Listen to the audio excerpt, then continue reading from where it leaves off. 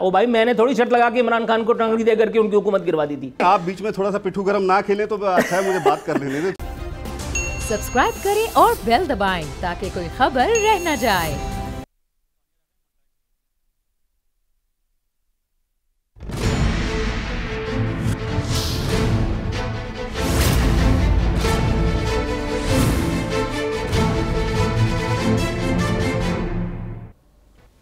अस्सलाम वालेकुम, मैं हूं नूरुल आरफीन सिद्दीकी और आप देख रहे हैं मेरी जंग। नाम नेहाद तब्दीली का धड़म तख्ता हो गया और वो जो हैंडसम थे अब इस वक्त जबकि मैं आपसे गुफ्तगू का शर्फ हासिल कर रहा हूं मुल्क के साबिक वज़ीर आज़म का दर्जा हासिल कर भी चुके।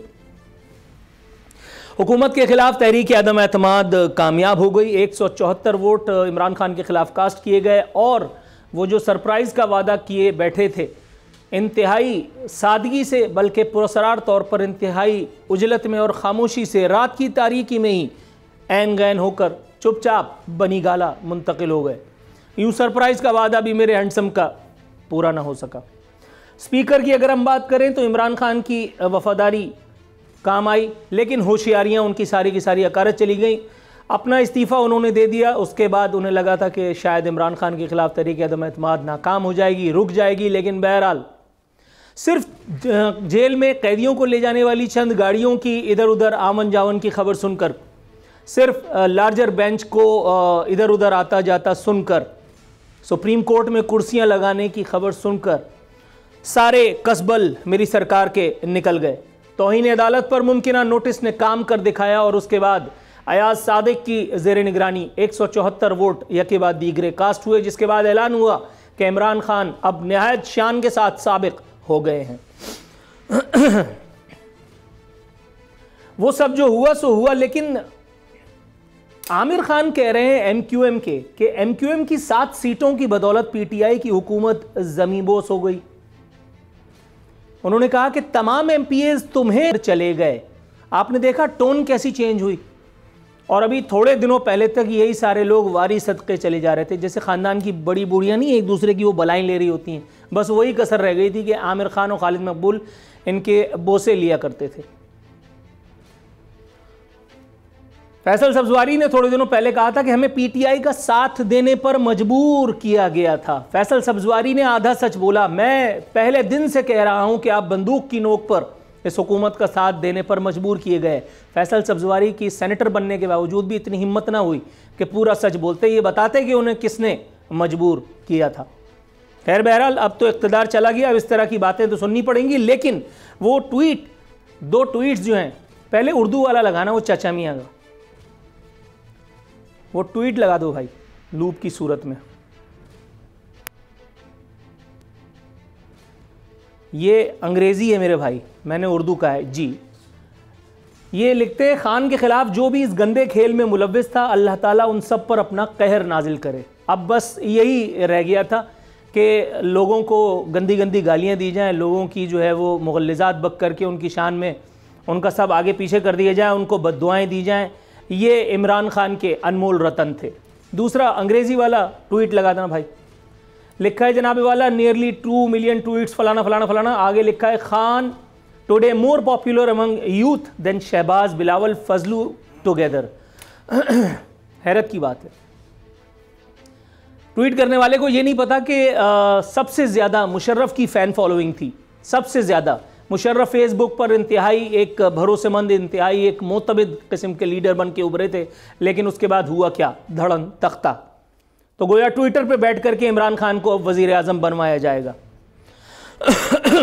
दूसरी जानिब इमरान खान ने वही किया है जो इससे पहले बहुत सारे लोग करते रहे हैं। जैसे ही इमरान खान के पाँव के नीचे से ज़मीन सरकी है, फ़ौरन एक एप्लीकेशन लगा दी गई है कि जी मेरी जान को ख़तरा है और मुझे सिक्योरिटी चाहिए। सुल्तान सलाहुद्दीन अयूबी की तलवार मेरा ख्याल है जंग आलूद हो गई थी। टीपू सुल्तान का कलेजा शायद नरम पड़ गया था। उनके साथ साथ शेख रशीद साबिक वज़ीर दाखिला, उनको भी सिक्योरिटी की ज़रूरत थी। उन्होंने भी कहा कि मुझे रेंजर्स की सिक्योरिटी दी जाए। मेरा ख्याल है इन दोनों को सिक्योरिटी दी जानी चाहिए। एक पहलू आपके खिदमत में पेश करता हूँ। एक खबर मुझे बता रही है भारत में इमरान खान की पसंदीदा शख्सियत के तौर पर इमेज बिल्डिंग। अच्छा, ये सब कुछ ऐसे ही तो नहीं हुआ होगा। इमरान खान के हवाले से पिछले दिनों भारतीय मीडिया जितना ज़्यादा फाल रहा है, इस मामले की जितनी भरपूर कवरेज हुई है, उसकी एक बड़ी वजह यह थी कि इमरान खान ने पिछले दिनों में इंडिया की जितनी नज़र उतारी है, इंडिया को जितना अच्छा कहा है, अपना कहा है, उतना पूरे दौरे इक़्तिदार में मेरा ख्याल है नवाज़ शरीफ ने ही कहा था। गोया नवाज़ शरीफ के साथ स्केल इन्होंने बराबर कर लिया, अपना स्कोर इन्होंने पूरा कर लिया है। लेकिन गद्दार फिर भी नवाज़ शरीफ था, गद्दार फिर भी नवाज़ शरीफ था। अब नवाज़ शरीफ की बात आई है तो मैं आपको एक बात बबांगे दोहल डंके की चोट पर बता दूं कि अब नवाज़ शरीफ को सेहतियाब होने से दुनिया की कोई ताकत नहीं रोक सकती। और अब आप देखेंगे इंशाअल्लाह ताला कि नवाज़ शरीफ साहब की प्लेटलेट्स, आप देखिएगा कि अब उसको किसी डॉक्टर, किसी हकीम, किसी वैद्य, किसी तबीब की ज़रूरत नहीं पड़ेगी। और देखिएगा इंशाअल्लाह ताला अगले कुछ अरसे में रस्सी कूदते मेरे सरकार दोबारा पाकिस्तान किसी चे गुवेरा की तरह, किसी इनकलाबी की तरह चले आएंगे। कुछ लोगों को मुझसे ये शिकायत है, आज एक बहुत सीनियर अफसर ने, एक सरकारी अफसर ने, नाम ओहदा वगैरह बताना ज़रूरी नहीं, उन्होंने मुझे एक मैसेज किया, उन्होंने लिखा अब तो खुश हो। गोया खुदा की कसम हद हो गई, जैसे इमरान खान ज़ाती तौर पर मेरा कुछ लेकर के गए थे। भाई मेरी दुश्मनी हर उस आदमी से जो इक़्तिदार में है, और वो भी इसलिए क्योंकि ये पंगे में अवाम पाकिस्तान के लिए लेता हूँ। इक़्तिदार में जब नवाज़ शरीफ था, नून लीग थी, तो मैंने उनके खिलाफ 8-8 घंटे की ट्रांसमिशंस लीड की थी। और अब एक मरतबा फिर जब नून लीग और आसिफ अली जरदारी की ये मुश्तरका गठजोड़ सरकार आएगी, तो अब एक मरतबा फिर मैं जाकर के इनसे उलझूंगा। हर मरतबा अपोजिशन का ही हीरो होता हूं मैं, हर दफ़ा ये मेरे साथ होता है। अब देखिएगा किस तरह से, जैसे पहले पीटीआई वाले मुझसे भागते थे, उससे पहले नून लीग वाले, इसी तरह से अब ये आने वाली सरकार के लोग मेरा नाम सुनते ही लाहौल पढ़ना शुरू कर देंगे। मेरी समझ में नहीं आता कि लोगों ने मेरे बारे में ये क्यों अपने जहनों में ये सारी चीज़ें रखी हैं कि मैंने किसी जाती एजेंडा के तहत इमरान खान, ओ भाई मैंने थोड़ी शर्त लगा के इमरान खान को टंगड़ी दे करके उनकी हुकूमत गिरवा दी थी। ये उनकी अपनी हरकतें थी जो उनको ले करके बैठ गई। मैंने थोड़ी कहा था कि पूरी दुनिया में बैठ करके और गाते फिरो। खैर, मौजू की तरफ आते हैं।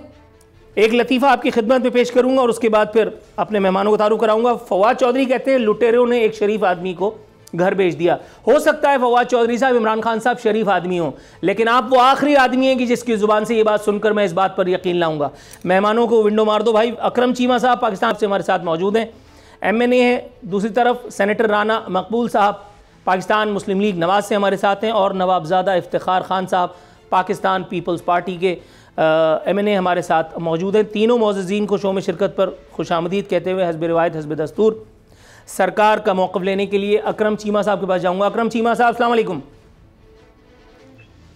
वालेकुम सलाम। आरफीन, पहले तो मैं बता दूं कि सरकार, आपने कहा कि सरकार के पास पहले जाऊंगा मैं मौक़िफ़ लेने के लिए। सरकार तो हम रह नहीं, बहरहाल टॉस हो गया, मेरी भी आदत पड़ गई थी ना। मैं टॉस के बाद मैं चाहूंगा कि बैटिंग जो मेरे दूसरे पार्टिसिपेंट है ना, पहले बैटिंग उनको दे दी जाए, मैं बाद में बॉलिंग कर लूंगा। ठीक हो गया। चले, सरकार का अगर नाम आया, राना मकबूल साहब। सर ये देखिए, मेरी भी आदत नहीं थी ना, मैंने भी उन्हीं के कोर्ट में बॉल डाल दी। अब सरकार तो आप हो गए, तो चलिए आप ही शुरू हो जाइए राना साहब। सर आज खुश तो बहुत होगे तुम, अमिताभ की एक फिल्म का डायलॉग था, आज माशाअल्लाह अल्लाह नजर से बचाए, आप भी बहुत खुश लग रहे हैं। लेकिन सर पहले उस पर आ जाइएगा, नवाज शरीफ साहब के बारे में जो खबर गर्दिश कर रही है कि अब उनको सेहतियाब होने से दुनिया की कोई ताकत नहीं रोक सकती, सर इस बारे में कुछ अगर आप फरमाएं। देखिए, ये तो एक ऐसे ही है, गुफ्तगू की हद तक कोई कह दे अल्लाह करे वो सेहतयाब हो और मुकम्मल सेहतयाब हो, अल्लाह गिव्स हिम परफेक्ट हेल्थ। तो बहरहाल ट्रीटमेंट तो भी उनका रहता है, जब डॉक्टर्स इजाज़त देंगे। हम तो सारे बेकरार हैं कि आए वो अपने मुल्क में और अपनी कौम के साथ रहें, और जो जो कंट्रीब्यूशंस उनकी हैं वो एक हिस्टोरिकल कंट्रीब्यूशन कर गए थे, और इंशाल्लाह उसे रीस्टार्ट किया जाए, क्योंकि जो कैफियत सरकार ने कर दी थी, कल तक जो है 26% इन्फ्लेशन था, और डॉलर आपने देख ही लिया क्या हुआ है, और जो चीज़ें आदमी यानी ज़हर ख़रीदना भी मुश्किल हो गया है। तो आप देखें सारी चीज़ों को रिवर्सल लगेगा। आप खुद ही मुलाजा फरमा लें, कभी शहबाज साहब ने टेक ओवर तो नहीं किया, और मार्केट में डॉलर जो है 5 से 6 रुपए नीचे चला गया है।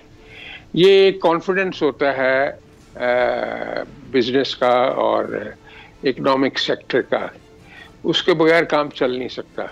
आप देखेंगे कि जब ये टेक ओवर होता है और किस तरह चीज़ें बदलती हैं, हम तो कहते हैं ना कि economic challenge, no doubt it's an enormous economic challenge, लेकिन जब वो चाइनीज़ प्रेसिडेंट और चाइनीज़ अथॉरिटीज़ ये कहती हैं, अपने लोगों को कहते हैं कि शाबाश शरीफ स्पीड पे काम करें, आप पंजाब की स्पीड पे काम करें, he became a model for them due to his hard work. तो मैंने आपको शायद पहले भी बताया था, मैं उस कमेटी का मेंबर था who used to oversee and visit the progress of energy plants. वो ऐसे था अपना आरफीन साहब जैसे जिन्नात काम कर रहे हैं, हफ्ते बाद हम जाते थे, चीज़ें चेंज हुई होती थी। तो इंशाल्लाह ये अल्लाह की तरफ से अच्छा फैसला कर दिया है कौम ने, इसके बहुत अच्छे असरात निकलेंगे और by and by within 2-3 months जो है चीज़ें सेटल होनी शुरू। एक मैं और आपको बात बता दूं, जैसे कहते हैं there is always a light at the end of the tunnel. क्या लाइट है? आप ये है, हमारी जो दोस्त है वो फेल हो गए मैनेजमेंट में और मार्केट की पूरी तरह से जो है एडमिनिस्ट्रेशन में। ना इन्होंने मार्केट कमेटी से काम लिया और ना इन्होंने लोकल रिप्रेजेंटेटिव से काम लिया, ना लोकल अथॉरिटी से काम लिया जिनकी मिलियंस में तादाद है। चलें सर, इस बारे में भी बात करेंगे, लेकिन थोड़ा सा अगर आप मुझे वक्त दें तो मैं नवाबजादा साहब से उनका व्यू पॉइंट लेता चलूँ। नवाबजादा साहब, सर असद उमर साहब ने कल खड़े होकर तंज फरमाया कि असल मुबारकबाद तो आसिफ अली जरदारी साहब को दी जानी चाहिए कि जिन्होंने इनका पेट फाड़ना था अब वो इनके कंधे पे रख करके और सरकार बनाएंगे। सर आपके ख्याल में ये मुबारकबाद कबूल की जानी चाहिए थी और कबूल कर ली गई? शुक्रिया जी।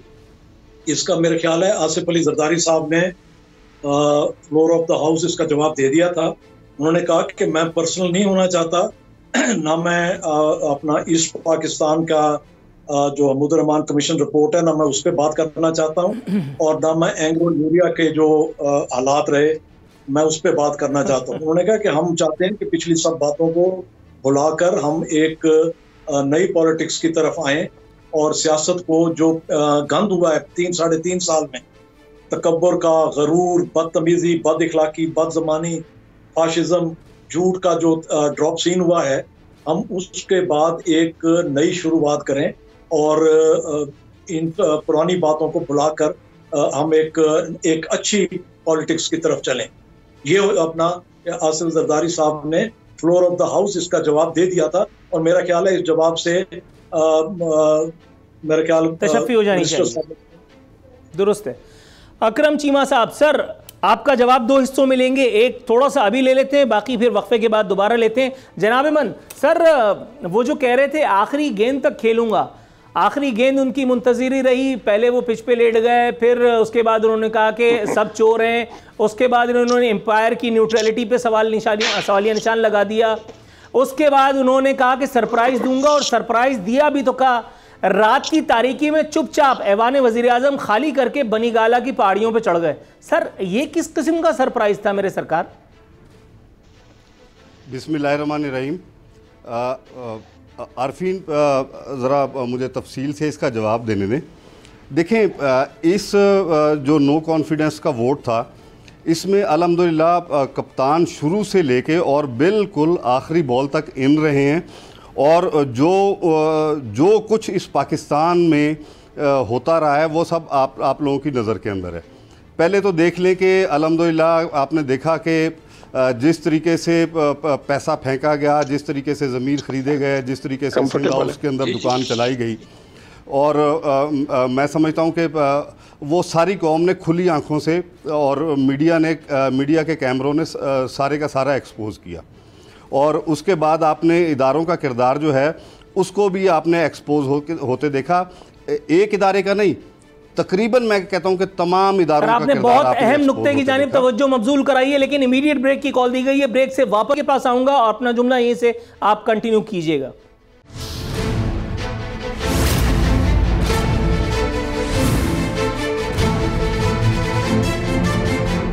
नाज़रीन, बदस्तूर हमारे मेहमान हमारे साथ मौजूद हैं। जी अकरम चीमा साहब, सर आपकी गुफ्तगू में मुखल हुआ, जनाब शुरू कीजिए आप। जी देखिए, मैं समझता हूँ कि इमरान खान ना सिर्फ एक बेहतरीन खिलाड़ी के तौर पे उन्होंने अपने आप को साबित किया है, और मैं समझता हूँ कि उन्होंने एक बेहतरीन डॉक्टर के रूप में भी अपने आप को साबित किया। आपने अदम एतमाद की तहरीक के दौरान देखा होगा कि माशाल्लाह से 1.5 महीने से आसिफ अली जरदारी साहब को भी डॉक्टर आसिम के अस्पताल में जाने की ज़रूरत बिल्कुल भी पेश नहीं आई। अल्हम्दुलिल्लाह वो बिल्कुल तंदुरुस्त हैं और मेरी दुआ है कि अल्लाह ताला वो उनको बिल्कुल ही तंदुरुस्त रखे। और शहबाज शरीफ साहब भी गुज़श्ता 3 साल से हर तारीख से पहले उनकी कमर का दर्द जाग जाता था। कल पाकिस्तान की पूरी कौम ने अल्हम्दुलिल्लाह देखा कि सुबह 10 बजे से लेकर रात को 2 बजे तक वो स्ट्रेट बिल्कुल सीट के ऊपर बैठे रहे कि शायद ये कुर्सी स्लिप ना हो जाए नीचे से। और सबसे ज़्यादा जो मैं समझता हूँ कि जो चीज़ हुई है और वो मैं समझता हूँ कि पाकिस्तान की तारीख़ में नहीं होनी चाहिए थी, हमारी मोहतरमा जो उज़मा बाजी साहिबा हैं और वो पहले भी उन्होंने फुर्ती दिखाई और रात को 12 बजे बग़ैर किसी एप्लीकेशन के खुद ही जाके खुद नोटिस उन्होंने लिया। और उसके बाद आपने देखा कि अगर 1 घंटा इंतज़ार कर लेते, इमरान खान की आखिरी बॉल का 12 बजे तक का इंतज़ार कर लेते, किसके बारे में बात क्या ज़रूरत थी? मैं नहीं समझ पा रहा हूं। 11 बजे घर से उठ के आके 11 बजे उठ के आके बैठने की और ये सब कुछ करने की, एक्सपोज होने से मैं समझता हूँ बच जाते। पहले ही माशाल्लाह से दुनिया के अंदर तो मैं समझता हूँ कि 130वें नंबर पे हैं। अब पाकिस्तानी कौम की नज़र में भी जो इज्जत अपनी बनवाई है मैं समझा तेरे रुखसार पे तिल का मतलब। अच्छा, खंबा नोच रहे हैं सर। पाकिस्तान का एक बहुत बड़ा असल में अभी अफ्तार हुआ है ना, जरा थोड़ा सा सिग्नल आने में टाइम लगते हैं, शायद बच जाता। जरा मेरी बात तो सुन लीजिए, जनाब अमन, मेरी बात तो सुन लीजिए। ये सारी बातें आप बीच में थोड़ा सा पिट्ठू गरम ना खेलें तो अच्छा है, मुझे बात कर लेने दें थोड़ी। नहीं, पिट्ठू गरम नहीं खेल रहा, ये सारी बातें आपको पहले याद नहीं आ रही थी? ये जितनी बाजियों के किरदार आपको इस वक्त याद आ रहे हैं, जिस वक्त आप ऐवान वजीर आजम में झूला झूल रहे थे, उस वक्त भी हालात इतनी खराब थे। जो आखिरी बॉल थी वो ये थी जो आपने 11 बजे देखी, मैं समझता हूं कि मैं ये एक्सपेक्ट नहीं कर रहा था कि ये इस तरीके से हो जाएगा, लेकिन जिस तरीके से हुआ मैं तो इमरान खान को सलूट करता हूं। और उसने पूरी पाकिस्तानी कौम के सामने इस सारी कहानी को, इस गैर मुल्की एजेंडे को जिस तरीके से एक्सपोज किया है। और मैं तो कहता हूं कि इमरान खान से बड़ा इस पाकिस्तान के अंदर अल्हम्दुलिल्लाह सियासतदान ही कोई नहीं है। चले सर, आपकी अपनी मजबूरियां, थोड़ा सा तवक्कुफ कीजिएगा, मैं आपकी तरफ आ रहा हूँ। राना साहब, आप मेरे साथ मौजूद हैं? मौजूद हूं जी।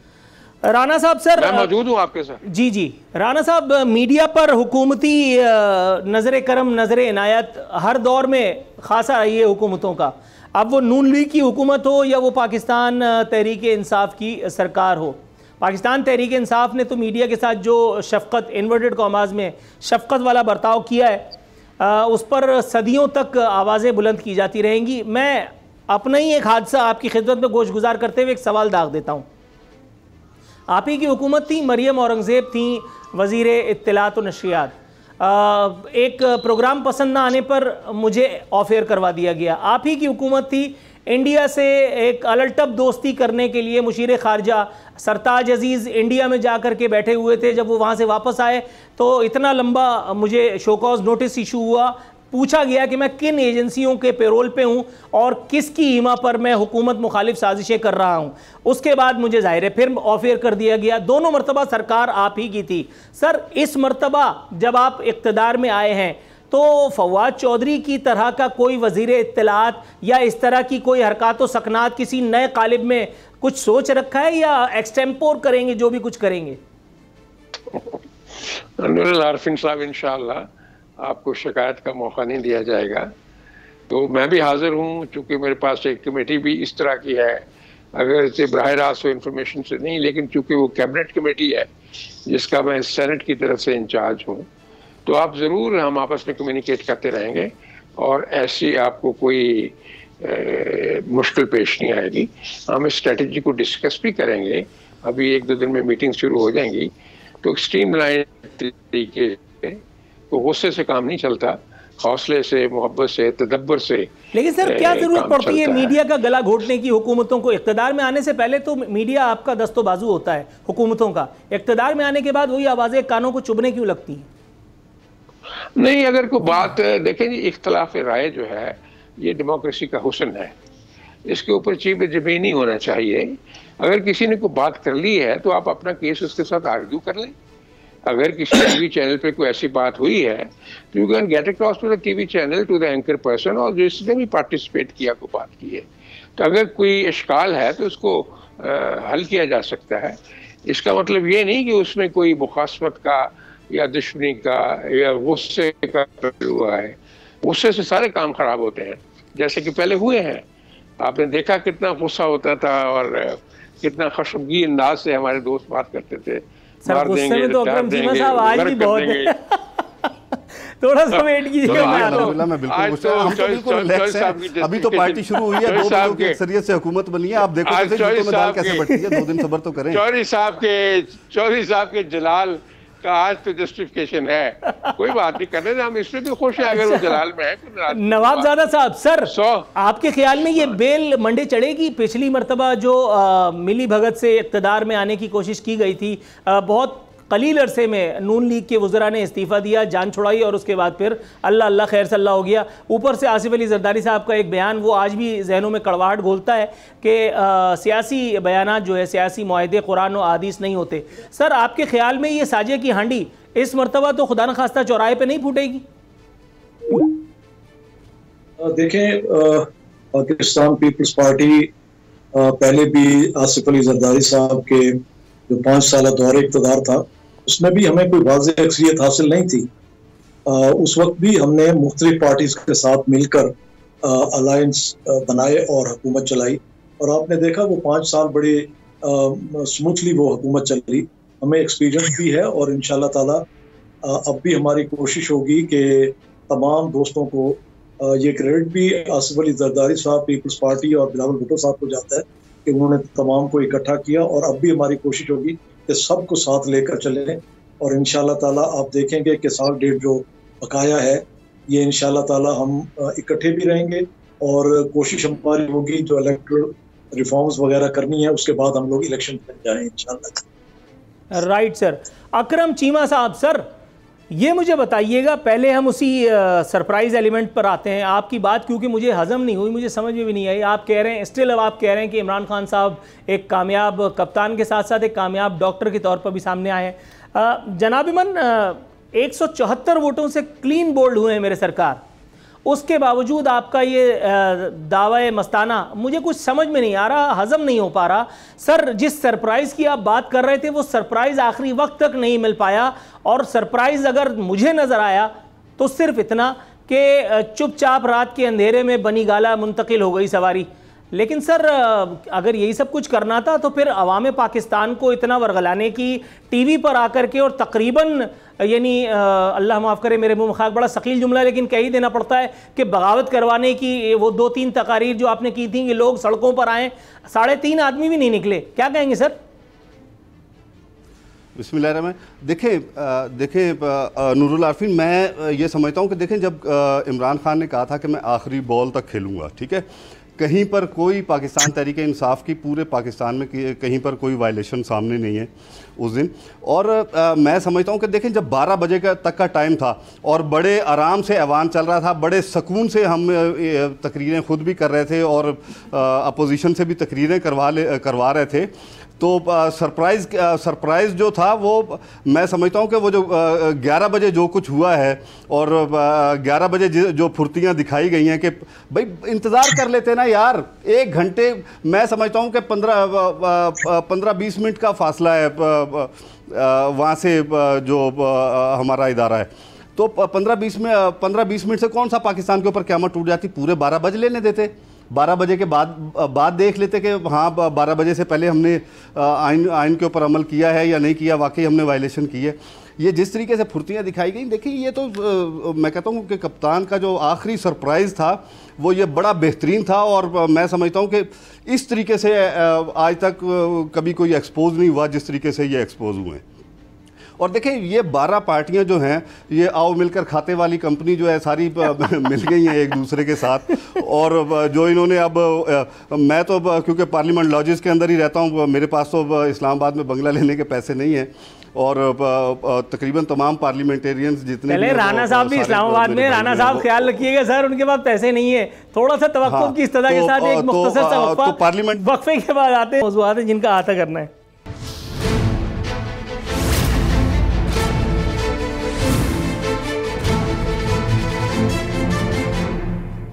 वेलकम बैक नाज़रीन, इख्तितामी लम्हा शो के आन पहुँचे।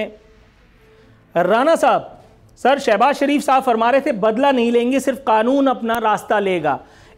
इसी बात पर मुझे याद आया पीटीआई सोशल मीडिया ब्रिगेड के चौधरी अरसलान खालिद के यहाँ वो जो छापा पड़ा है, सर ये बारिश का पहला कतरा तो नहीं है?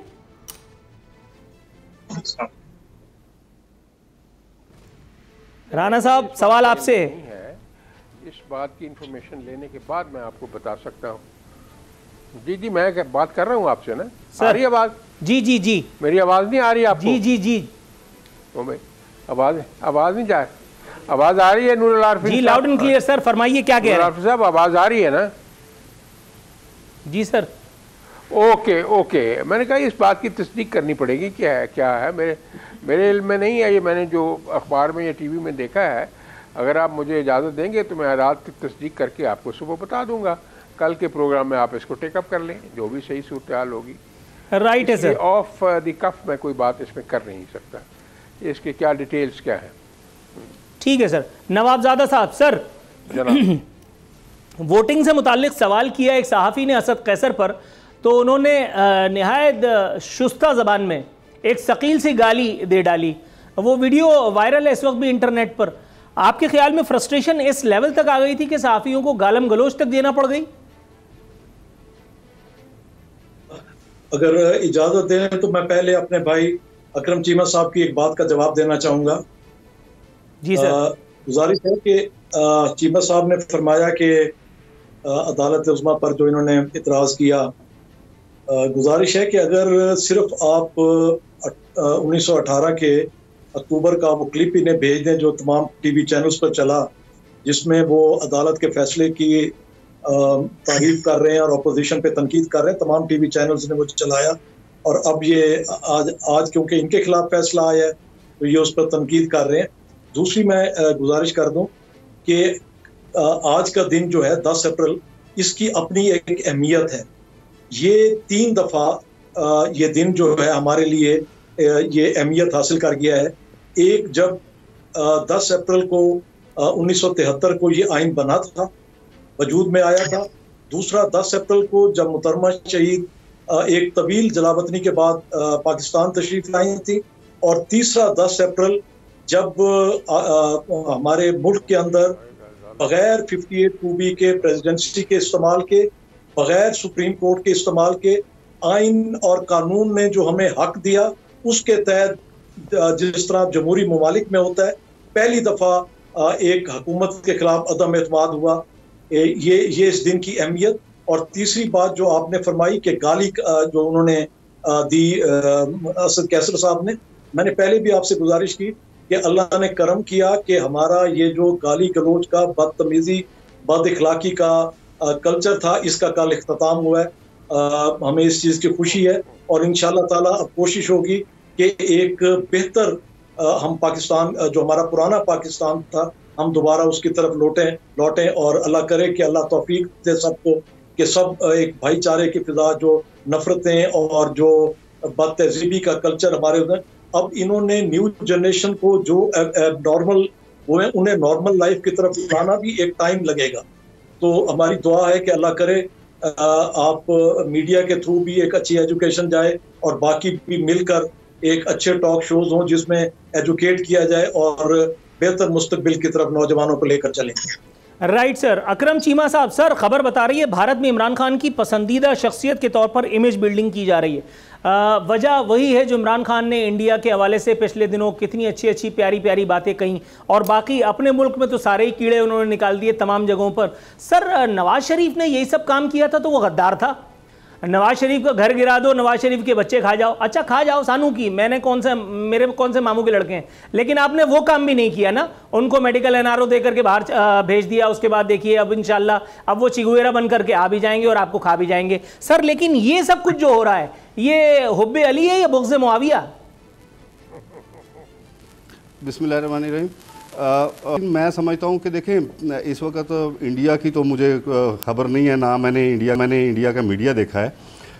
अलबत्ता पाकिस्तान की ज़रूर मुझे ख़बर है, जहाँ से मेरा ताल्लुक़ है और जिस सिस्टम का और जिस ऐवान का मैं हिस्सा हूँ, वहाँ पर तो इस वक्त माशाल्लाह से आपने देखा होगा कि 12 पार्टियों ने मिलकर आओ मिलकर खाते हैं की पॉलिसी के तहत जो है वो इत्तेहाद कर लिया है। और पाकिस्तान की मिसाल आने वाले दिनों में आपको उस बकरे की नज़र आएगी कि जिसको ये सारे मिलकर भंभोड़ रहे होंगे। और इन्होंने एक पॉलिसी बनाई थी जो कि मैंने हॉस्टल के अंदर पहली दफ़ा वो नाम सुना था।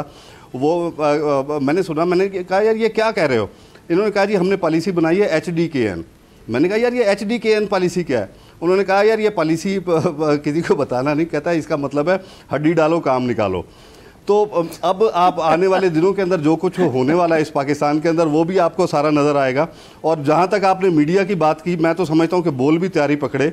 जिस तरह पहले आपके इदारे के ऊपर हमला हुआ, शुएब शेख का जो इदारा था एग्ज़िट, उसके साथ जो हशर किया गया, जो कि उस वक्त भारी ज़र मुबादला पाकिस्तान में लाने का ज़रिया था वो इदारा, उसको तबाह करने की पूरी कोशिश की। बोल चैनल को बंद किया गया। उसके अलावा जितने आप इनके दौर के अंदर मीडिया के ऊपर कदगन लगी है, मैं समझता हूँ कि पाकिस्तान तहरीके इंसाफ ने आके कम से कम ऐसा नहीं किया। और अब आप आने वाले दिनों में देखिएगा कि मीडिया के साथ भी इनका क्या रवैया होता है। जी राना साहब, इसी हवाले से अगर आपको यकीन दहानी फरमाना चाहें, क्योंकि काफ़ी दिल दहला देने वाली इन्होंने जो है वो भविष्यवाणी की है, अल्लाह ना करे कि ये सच साबित हो।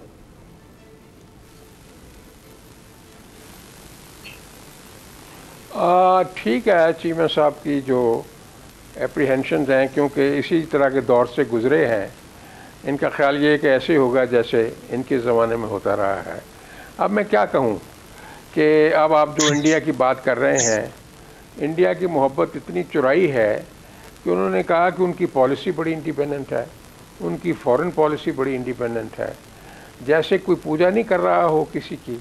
अफसोसनाक बात यह है। लेकिन सर उनकी बात में थोड़ा सा सदाकत तो मौजूद है, क्योंकि पिछले दौर में जब नवाज शरीफ साहब का दौर था तब बोल के साथ ये सब कुछ सलूक रवा रखा तो गया था। तो इस हवाले से एक धड़का, एक खदशा जिसको उन्होंने जबान देने की कोशिश की। मैं बोल की बात नहीं, मैं बोल की सर मैं तो मुलाजिम बोल गई है ना, बोल की बात अभी नहीं, उसके मैं बाद में करता हूँ। मैं कर रहा हूँ जो ये जो कह रहे हैं, जो इंडियन की इस तरह से इतनी ज़्यादा अप्रिसिएशन हो रही है उनकी फॉरेन पॉलिसी की, मुझे इस पे अफसोस होता है।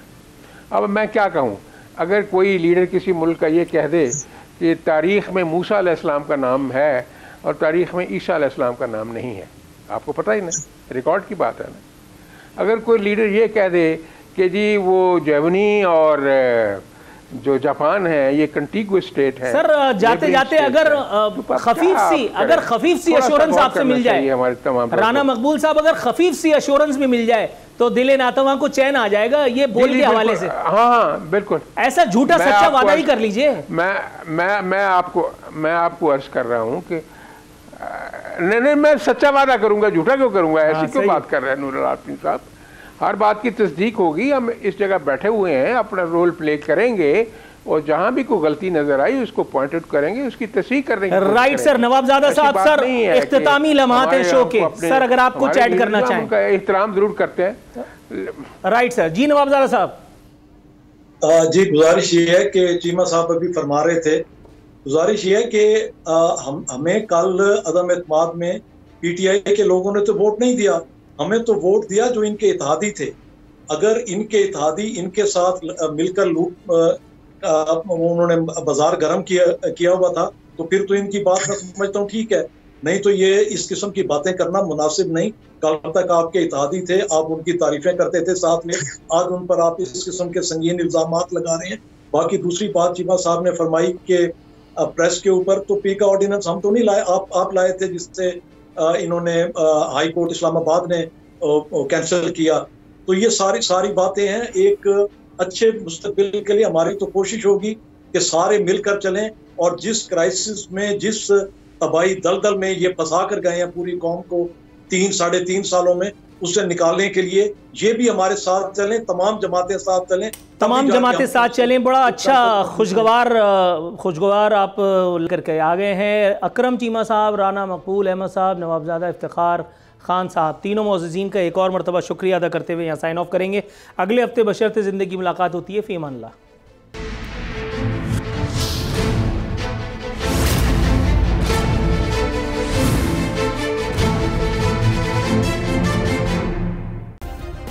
सब्सक्राइब करें और बेल दबाएं ताकि कोई खबर रह न जाए।